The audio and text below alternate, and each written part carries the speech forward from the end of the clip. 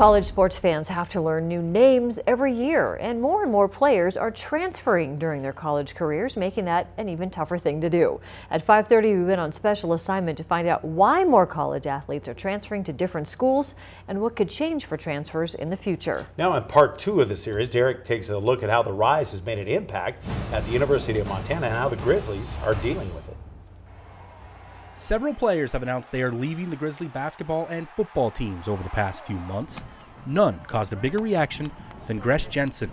The quarterback looked like a star in the making when he stepped in as a freshman in 2017, but after spring practice ended in April, Jensen announced his intention to leave Montana and play somewhere else.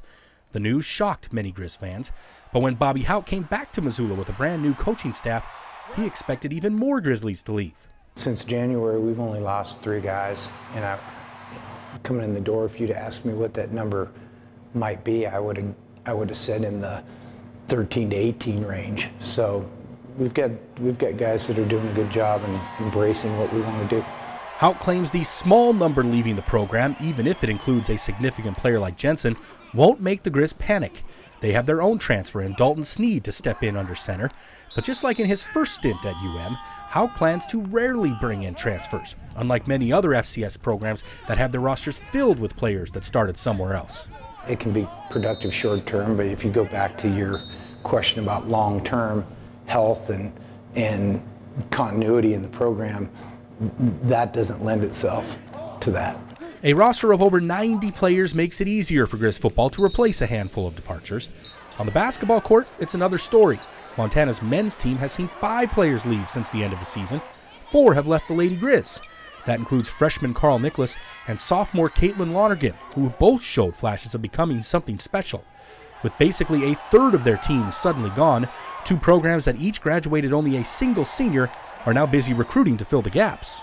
It might change the way you need to operate from time to time in terms of when you're recruiting. Like right now, we're recruiting in May. Lucky for us, we just had a recruiting window here in April.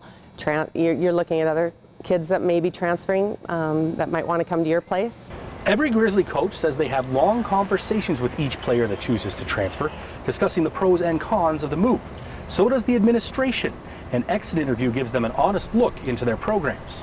Where we really want to make sure we understand is, okay, what are the reasons for your leaving? Is there a cultural issue? Are there things we need to deal with internally? Are there things that are causing this rush of players to leave?